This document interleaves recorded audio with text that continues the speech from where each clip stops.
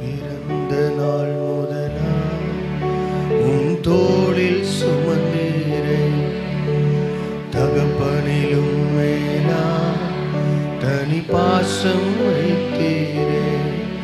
மெதுவான தென்றல் கொடுங்காற்றாய் மாறி அடித்த வேளையிலும் என்னை கீழே விடவில்லை. மெதுவான தென்றல் கொடுங்காற்றாய் மாறி அடித்த வேளையிலும் என்னை கீழே விடவில்லை. பிறந்த நாள் முதலா உம் தோளில் சுமந்தீரே, தகப்படியும் மேலா தனி பாசம் வைத்தீரே. தீங்கு நாளிலே கூடார மறைவிலே ஒளித்து வைத்தீரே, உம் வேலைக்காகவே கண்மலை மேல் என்னை உயர்த்தி வைத்தீரே. துதிக்கும் புது பாடல் என் நாவில் தந்தீரே. கண்மலை மேல் என்னை உயர்த்தி வைத்தீரே. துதிக்கும் புது பாடல் என் நாவில் தந்தீரே. பிறந்த நாள் முதலா உம் தோளில் சுமந்தீரே, தகப்பனிலும் மேலாய் தனி பாசம் வைத்தீரே. மெதுவான தென்றல் கொடுங்காற்றாய் மாறி அடித்த வேளையிலும் என்னை கீழே விடவில்லை. என்னை கீழே விடவில்லை. ஆண்டவரே உமக்கு நன்றி. இந்த காலை நேரத்தில் நம்முடைய வார்த்தைகளுக்கு நேராய் வரட்டும் ஆண்டவரே. என்னுடைய வார்த்தை அல்ல, என்னுடைய சத்தம் அல்ல, ஆவியானுடைய சத்தம் இந்த இடத்துல கேட்கப்படுவதால் நீ மறைத்து நீர் வெளிப்படும். இயேசுவின் மூலம் பிதாவே, ஆமென். ஆண்டவர் நன்மை செய்கிறவராய் இருக்கிறார். ஸ்தோத்திரம், அல்லேலூயா. ஆவிக்குரிய சபையில் எதுக்கு வேணா பஞ்சம் வரலாம், அல்லேலூயா. பஞ்சம் வரக்கூடாது. அல்லேலூயா. ஸ்தோத்திரம் சொல்றதுக்கு பஞ்சம் வரக்கூடாது. அல்லேலூயா. உங்களையே போட்டு 4 மணி நேரம் அல்லேலூயா சொல்லுன்றதுக்கே ஒரு பிரசங்கம் வைக்கக்கூடாது. ஆமேன். Praise the Lord. கர்த்தர் நல்லவராக இருக்கிறார். ஆமேன். விசேஷமாக இந்த சனிக்கிழமை ஆயத்த ஜெபத்தில் நாம் கலந்து கொள்ள உங்களை உற்சாகப்படுத்துகிறேன். 5:30 6:30 வரைக்கும் எல்லாரும் கொயர் டீமில் இருக்கிறவங்க, மீடியா டீமில் இருக்கிறவங்க, care cell leaders, division leaders, Sunday school teachers எல்லாரும் வந்து இந்த ஜெபங்களிலே ஜெபிக்க போகிறோம். கர்த்தர் ஒரு பெரிய கீழ்காற்றை கர்த்தர் வீச பண்ணுவாரா. அல்லேலூயா. இன்னும் அநேக ஆத்துமாக்கள் சபைக்குள்ளே வர வேண்டும். 80 பேருக்காக நம்ம ஜெபிக்கிறோம். கர்த்தர் 80 சிறு பிள்ளைகளை ஆண்டவர் தருவாராக. அல்லேலூயா. கர்த்தருடைய மனக்கண்களை ஆண்டவர் திறக்க வேண்டும். இயேசுவின் அன்பை அவர்கள் புரிந்து கொள்ள வேண்டும். Amen. Praise the Lord. Hallelujah. அதற்காக தொடர்ந்து நீங்கள் ஜெபியுங்கள். கர்த்தர் பெரிய காரியங்களை செய்வாராக. ஆமென். இந்த நாளிலும் ஆண்டவருடைய வார்த்தையை வாசிக்கலாம். அப்போஸ்தலர் நடபடிகள்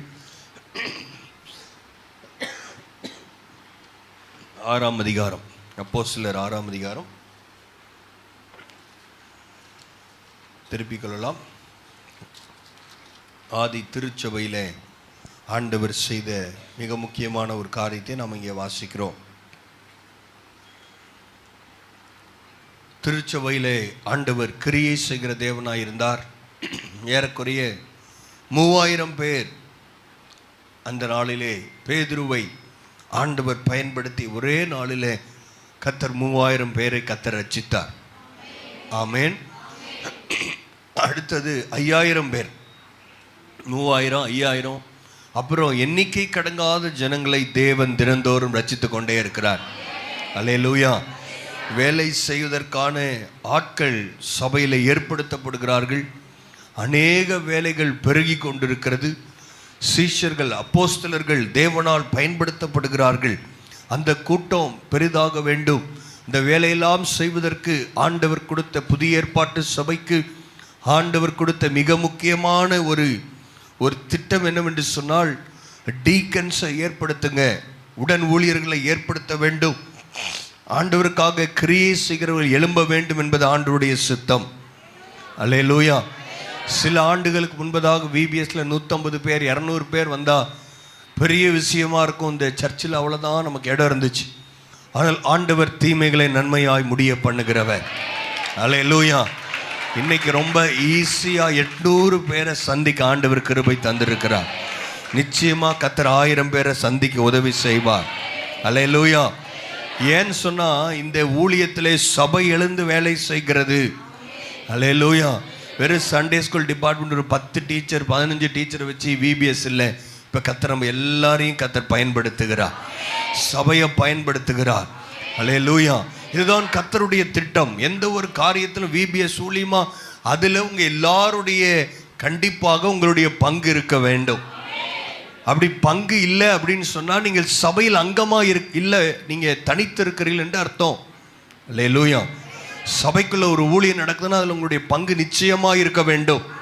உதாரணத்துக்கு VBS அப்படின்னு சொன்னால் அதற்காக நீங்கள் கொடுக்க வேண்டும், ஜெபிக்க வேண்டும், அதில் பயன்படணும். எதுவுமே நான் செய்ய முடியாது. அப்படி ஒரு சூழ்நிலையில் நான் இருக்கிறேன் பாஸ்டர். என்ன பண்ண முடியும்? ஒன்றும் பண்ண வேணாம்.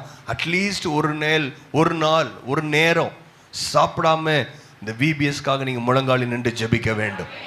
அங்கே ஃபீல்டில் வேலை செய்கிறவங்களை கர்த்தர் பாதுகாக்க வேண்டும், கர்த்தர் ஞானத்தை தர வேண்டும். அல்லேலூயா. அப்படி நீங்கள் ஜெபம் பண்ணியிருக்கிறீங்களா? எதுவுமே செய்யலைனாலும் பரவாயில்ல, கர்த்தர் இன்னும் சான்ஸ் கொடுத்துருக்கிறாரு. இந்த மே மாதம் வரைக்கும் தொடர்ந்து இந்த VBS என்ன பண்ணும், நடந்து கொண்டே இருக்கும். சென்டர்களை இன்னும் அதிகப்படுத்துவோம். இன்னும் நான் ஆண்டவருக்கு வேலை செய்ய நான் விரும்புகிறேன் அப்படின்னு சொல்கிறவங்க தயவுசெய்து நீங்கள் டிவிஷன் லீடரை நீங்கள் பார்த்து சென்டர்களை ஏற்படுத்தும்படி உங்களை அன்பாய் கேட்கிறேன். ஆமென். அப்படி கர்த்தர் இந்த புதிய திருச்சபையை, ஆதி திருச்சபையிலே கர்த்தர் இந்த திட்டத்தை வைத்திருந்தார். அங்கே சபையர் எல்லாரும் என்ன பண்ணுறாங்களாம், ஒரு வேலை செய்வதற்கு ஒரு டீமை ஏற்படுத்துகிறான். யார் ஊழியம் செய்ய வேண்டும், யார் அந்த டீமில் இருக்கலாம்? அப்போஸ்தலர் 6ஆம் அதிகாரம் 3ஆம் வசனம், ஆதலால் சகோதரரே, பரிசுத்த ஆவியும் ஞானமும் நிறைந்து நற்சாட்சி பெற்றிருக்கிற 7 பேரை உங்களில் தெரிந்து கொள்ளுங்கள், அவர்கள் இந்த வேலைக்காக ஏற்படுத்துவோம் என்று சொல்லியிருக்கிறார்கள். ஆமென்.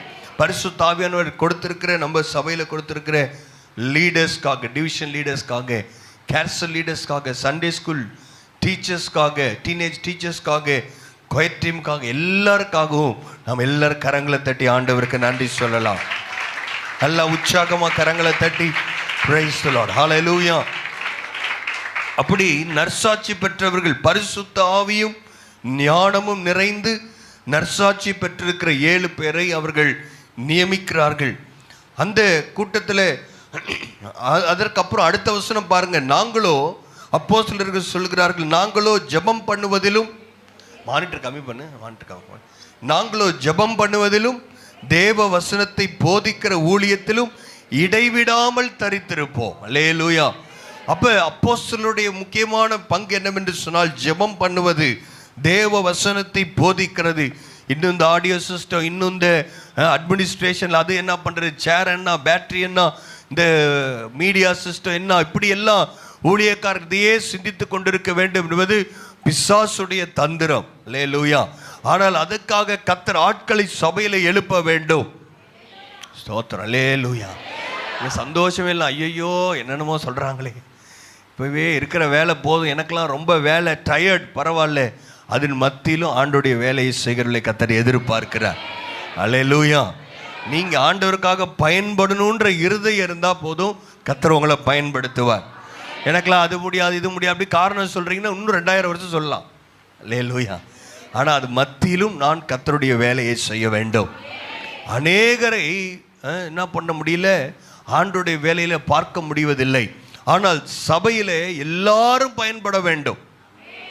எல்லாரும் ஆமேனே சொல்ல மாட்டேங்கிறாங்க பாருங்க. அல்லேலூயா.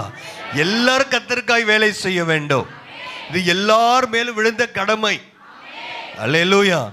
இந்த கை தனியா வெட்டி அங்க கடக்கக்கூடாது, கை இந்த உடம்போட சேர்ந்து இருக்கணும். அல்லேலூயா. கையை கழட்டி தனியா அங்க இருந்துச்சுன்னா உடம்பு போயிடுச்சுன்னா கை தானா போமா? போவாது. இங்க ஊழியத்தில் பயன்படாத ஆள்லாம் கழண்டு கிடக்குதுன்னு அர்த்தம். சத்தமா அல்லேலூயா வராதே. அல்லேலூயா. கழண்டு இருக்கிறவங்களாம் வந்து போல்ட்டு போட்டு சேர்றதுக்கான நேரத்தை கத்தர் வச்சிருக்கிறேன். அல்லேலூயா. அப்படிலாம் நாங்கள் இருக்க மாட்டோம், இப்படி தான் இருப்போம்னா நீங்கள் இங்கேயே இருக்க வேண்டியதுதான். சரீரமான சபையை கத்தர் எடுத்துக்கொள்ளுவார். சீக்கிரமாக கத்தர் செய்ய போறார். அல்லேலூயா. ஆண்டவர் சொன்ன எல்லா காரியம் கண்களுக்கு முன்பாக நடந்து கொண்டே இருக்கிறது. Praise the Lord. ஆமென். இங்கே பாருங்க, அப்போ பெரிய காரியம். இந்த 7 பேரை, சாட்சி உள்ள 7 பேரை ஏற்படுத்துகிறார்கள்.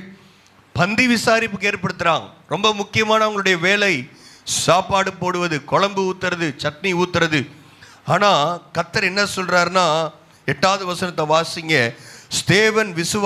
ஸ்தேவான் விசுவாசத்தினாலும் வல்லமையினாலும் நிறைந்தவனாய் ஜனங்களுக்குள்ளே பெரிய அற்புதங்களையும் அடையாளங்களையும் செய்தான். அல்லேலூயா. சத்தமா அல்லேலூயாவே சொல்ல மாட்டேங்கிறீங்க?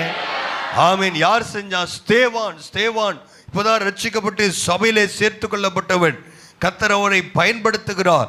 அந்த ஸ்தேவான் விசுவாசத்தினாலும் வல்லமையினாலும் நிறைந்தவராய் இருக்கிறார். அல்லேலூயா. விசுவாசத்திலே வல்லவர்களாய் இருக்க வேண்டும். அபிஷேகத்தில் நிறைந்தவர்களாய் நீங்கள் இருக்கும் பொழுது கர்த்தர் உங்களை பயன்படுத்துவார். எப்படி பயன்படுத்துறாரா? ஏதோ சின்ன சின்ன விஷயம் இல்லை, பெரிய அற்புதங்களையும் அடையாளங்களையும் செய்தார். அல்லேலூயா. பெரிய அற்புதம், பெரிய அடையாளம். ஆதி திருச்சபையிலே ஏதோ அப்போஸ்தலர்கள் மாத்திரமல்ல, கர்த்தர் அவர்களையும் பயன்படுத்தினார். ஆனால் பந்தி விசாரிப்பில் இருந்தவர்கள், குழம்பு ஊத்துறவங்க, சாம்பார் ஊத்துறவங்க, அவங்களையும் கர்த்தர் பயன்படுத்துறாரு. அல்லேலூயா. வல்லமையா பயன்படுத்துறாரு. பெரிய ஒரு நாள் வேதாகம் எதையும் மிகப்படுத்தி பேசாது. பெரிய அற்புதம். அல்லேலூயா. பெரிய அடையாளங்கள். ஆமென். எத்தனை பேர் சொல்றீங்க பெரிய அற்புதம், பெரிய அடையாளம் கர்த்தர் என்னை கொண்டு செய்ய வேண்டும்? இந்த கடைசி நாளில் மாம்சமான யாவர் மேலும் என் ஆவியை ஊற்றுவேன் என்று ஆண்டவர் சொல்லி இருக்கிறார். விசுவாசிக்கிறவங்க நல்ல கரங்களை தட்டி, ஆண்டவரை என்னை இந்த வேளையில் பயன்படுத்தும், என்ன இந்த வேலையில பயன்படுத்துக ஆண்டவரே.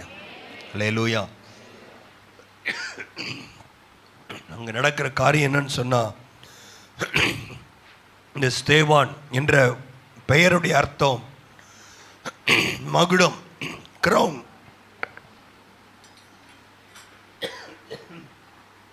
வேற மைக்ல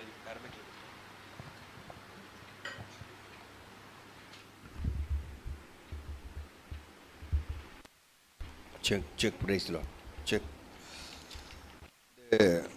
ஆண்டவர் ஸ்தேவானுடைய பெயர் கிரவுன், மணிமகுடம். ஏன் ப்ராப்ளமா இருக்கா?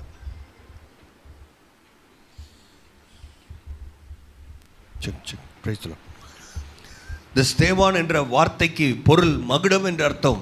முதல் நூற்றாண்டிலே சபை பாதிக்கப்படுகிற அந்த நாட்களுக்கு முன்பதாக முதலாவது ஆண்டவருக்காக இரத்த சாட்சியாக மரித்தவன் ஸ்தேவான்.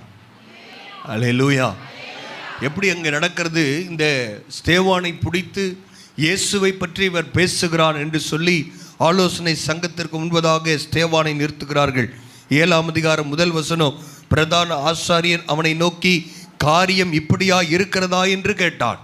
அவன் ஒரே கேள்விதான் கேட்கிறான், ஸ்தேவான்ட்ட இப்படிலாம் நடக்குதா? தேவதூசனை சொல்றேன்னு சொல்றாங்க, அதெல்லாம் உண்மையா அப்படின்னு கேட்ட உடனே நடந்த காரியம் என்னவென்றால், ஸ்தேவான் வாயை திறந்து பேச ஆரம்பிக்கிறார். இந்த 7ஆம் அதிகாரம் 50 வசனங்கள் தொடர்ந்து முழு மூச்சாய் அவர் ஆண்டவருடைய ஆவியானவரால் நிறைந்திருப்பதினாலே பரிசுத்த ஆவியானவர் ஸ்தேவானுடைய வாயை கர்த்தர் பயன்படுத்துகிறார். சத்தமா அல்லேலூயா சொல்ல மாட்டேங்கிறீங்களே? ஹல்லேலூயா. ஆண்டவர் ஸ்தேவானை பயன்படுத்துகிற விதம் வித்தியாசமாக இருக்கிறது. முன்னாடி நிற்கிறவங்க கொலை பண்றதுக்கு ரெடியா இருக்கிறாங்க, பயந்து நடுங்கி இல்லை, விசுவாசமாய் வார்த்தைகளை பேசுகிறார். ஏனென்றால் வேதம் சொல்லுகிறது, பேசுகிறது நீங்கள் அல்ல, உங்களுக்குள்ள இருந்து பரிசுத்த ஆவியானவர் உங்களுக்கு வேண்டிய ஞானத்தையும் வார்த்தையும் ஏற்ற சமயத்தில் அவர் தருவார். நீங்க என்ன பேசலான்ற நீங்க யோசிக்காதீங்கன்னு வேதம் சொல்லுது. கர்த்தருடைய ஆவியான உங்க வாயை நிரப்புவார். அல்லேலூயா. யாரோட வாயை கர்த்தர் நிரப்புவார்? யார் கர்த்தரை துதிக்கிறாங்களோ, யார் பரிசுத்த ஆவியானவரை மகிமைப்படுத்துகிறார்களோ, கர்த்தர் அவர்களுடைய வாயை கர்த்தர் நிரப்புவார். அல்லேலூயா. நிறைய டைம் பார்க்கும் பொழுது அநேகருடைய வாய் சும்மாவே இருக்குது. அல்லேலூயா.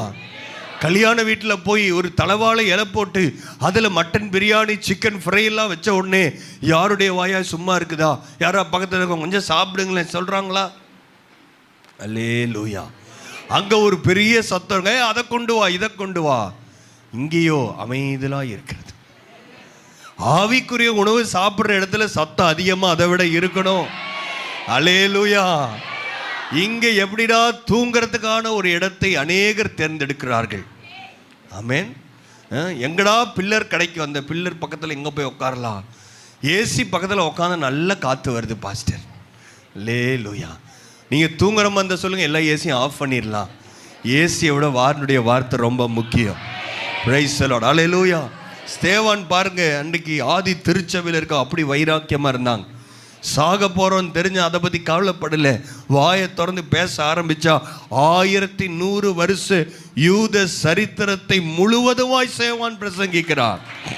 அல்லேலூயா.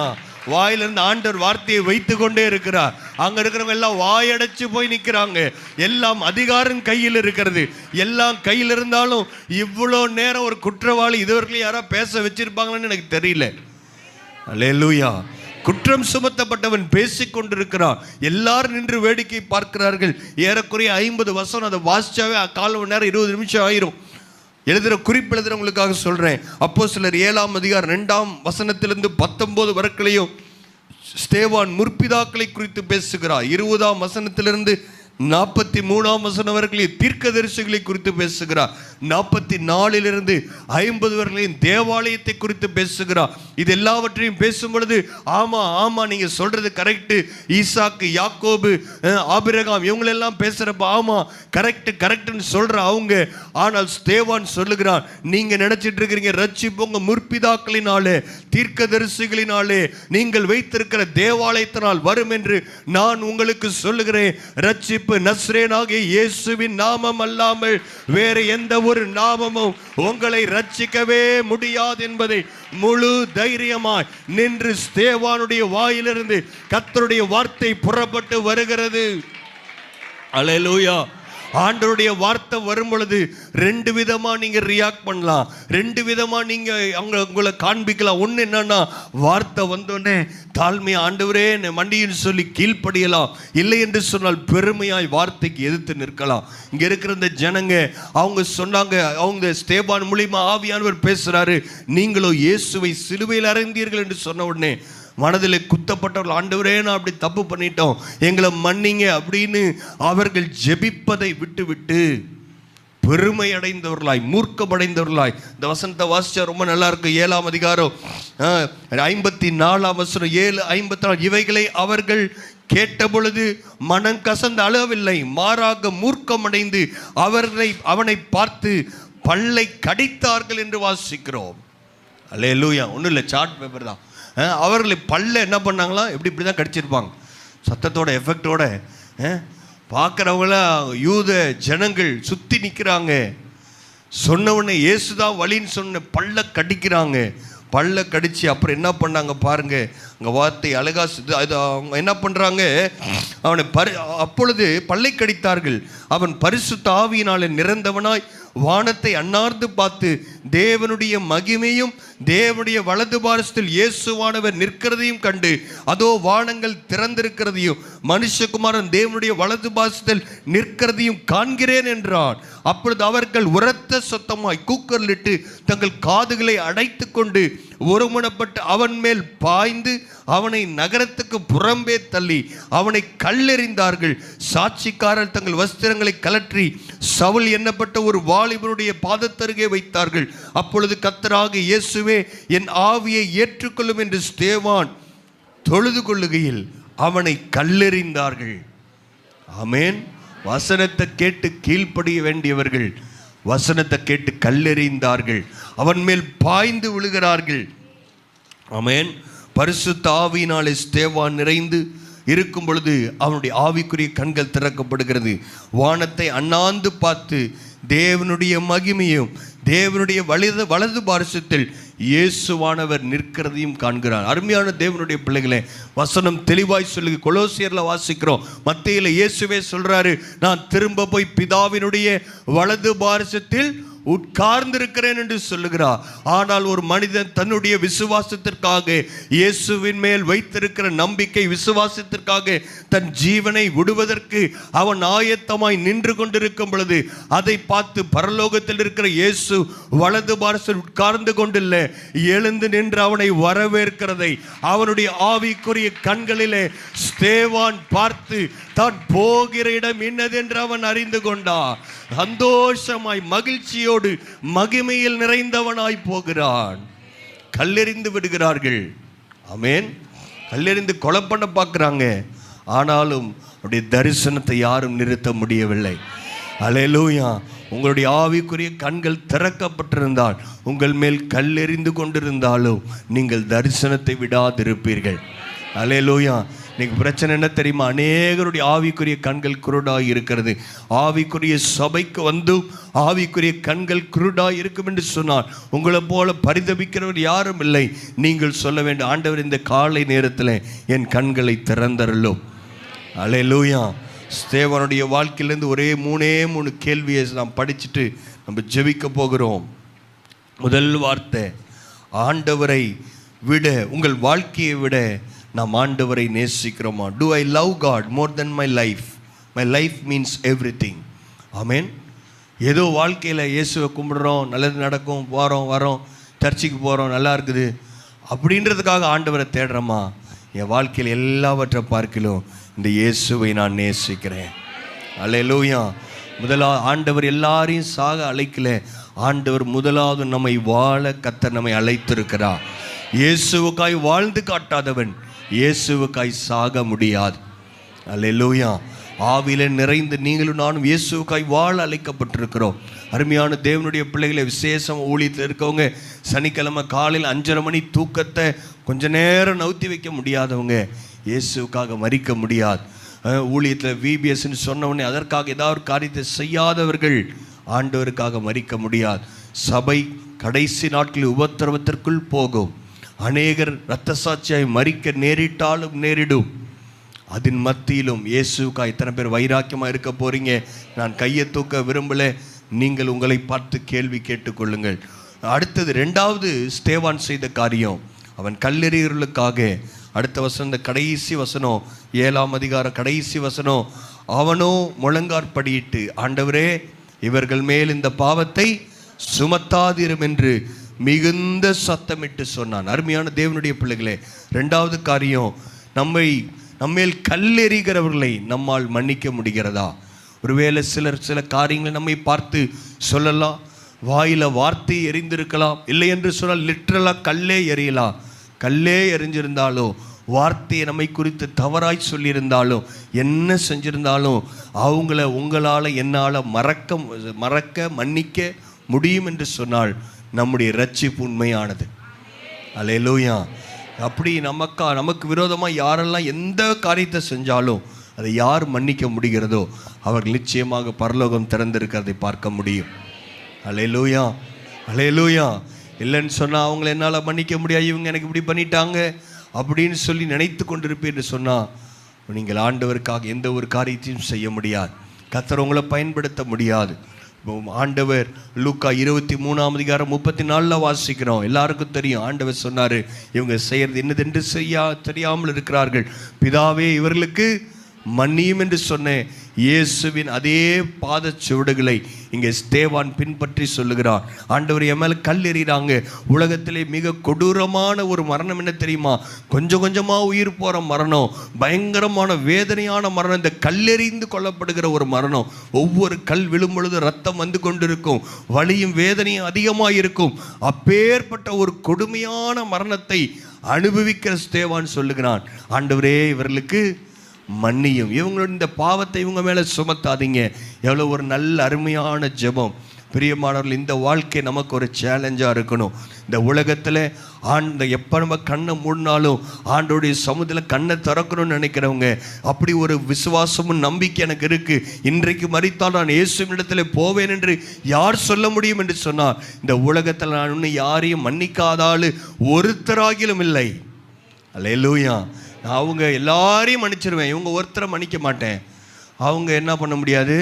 பரலோகம் திறந்து இருக்கிறத பார்க்க முடியாது. அல்லேலூயா. எப்பேற்பட்ட பாவியாக இருந்தாலும் அவங்கள மன்னிக்கிறதற்கான இருதயத்தை கர்த்தர் நமக்கு தருவாராக. அதுதான் ஆவியில் நிறைந்திருக்கிறவர்களால் செய்ய முடியவைகள். அல்லேலூயா. உலகத்தில் எல்லாரையும் நான் மன்னிச்சிட்டேன், ஆண்டவருக்கு எனக்கு ஒரு நல்ல உறவு இருக்கிறது என்று ஸ்தேவானை போல் நம்மால் சொல்ல முடியுமா? மூன்றாவது, am I really prepared to meet the Lord today?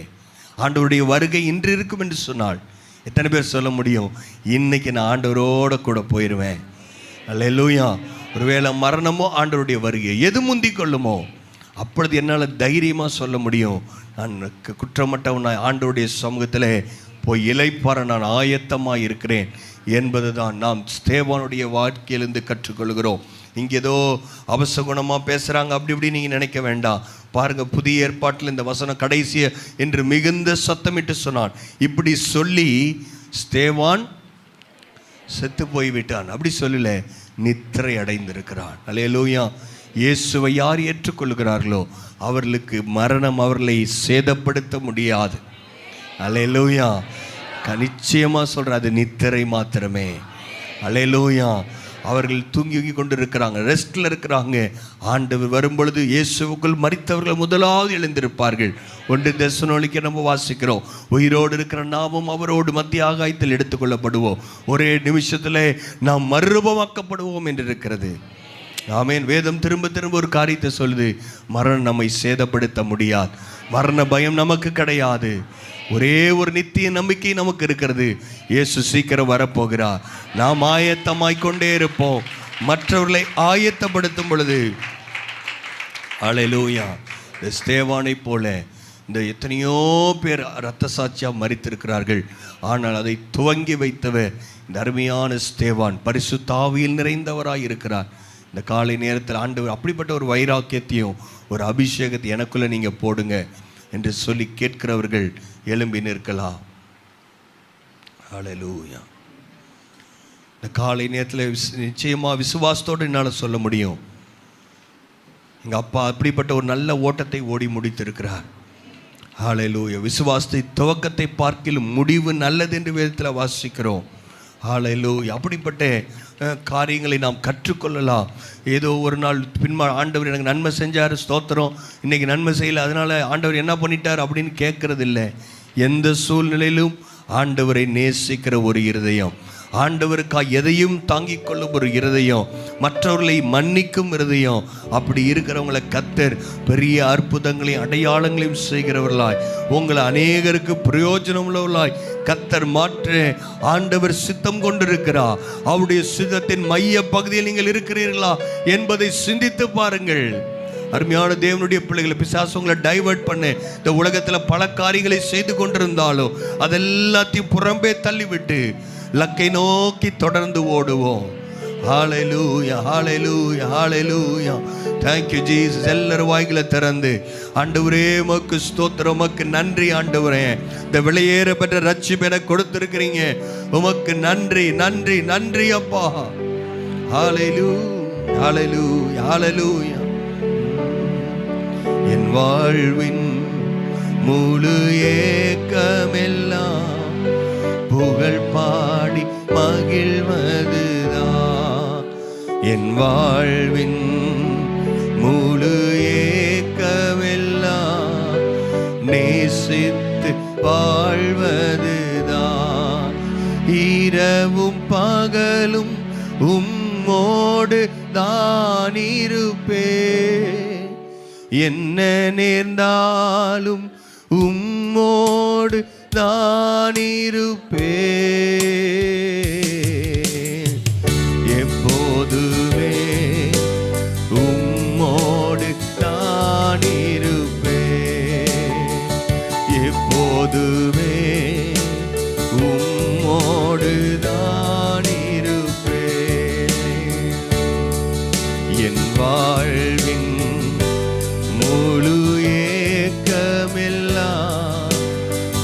நேசித்து வாழ்வதுதான். ஆண்டவரே உமக்கு நன்றி. இந்த காலை நேரத்துக்காக நாங்கள் நன்றி செலுத்துகிறோம் ஐயா. முழு இருதயத்தோடு முழு ஆத்மாவோடும் அன்பு கூறும்படி நாங்கள் எங்களை அர்ப்பணிக்கிறோம். விசேஷமா இந்த ஸ்தேவானுடைய வாழ்க்கையில் இருந்து கற்றுக்கொண்ட நல்ல பாடங்களுக்காய் நன்றி செலுத்துகிறோம். இது எங்கள் வாழ்க்கையாய் மாறட்டும் சுவாமி. வந்திருக்கிற ஒவ்வொருவரையும் தேவன் ஆசீர்வதிப்பீராக. விசேஷமாக முதலாவது தேவனுடைய ராஜ்யத்தை அவருடைய நீதியும் தேடுங்கள், அப்பொழுது இவைகள் எல்லாம் உங்களுக்கு கூட கொடுக்கப்படும் என்று சொன்ன உம்முடைய வார்த்தைக்காக, உம்முடைய வாக்குத்தத்தத்துக்காய் நன்றி ஆண்டவரே. ஒவ்வொரு நாளும் எங்களை வழிநடத்துகிற உம்முடைய வார்த்தைக்காய் ஸ்தோத்திரம். எல்லா நல்ல ஈவுகளையும் எங்களுக்கு கொடுக்க ஆயத்தமாய் இருக்கிறேன். அதற்கு தகுதி உள்ளவர்களாய் கர்த்தர் எங்களை மாற்றும்.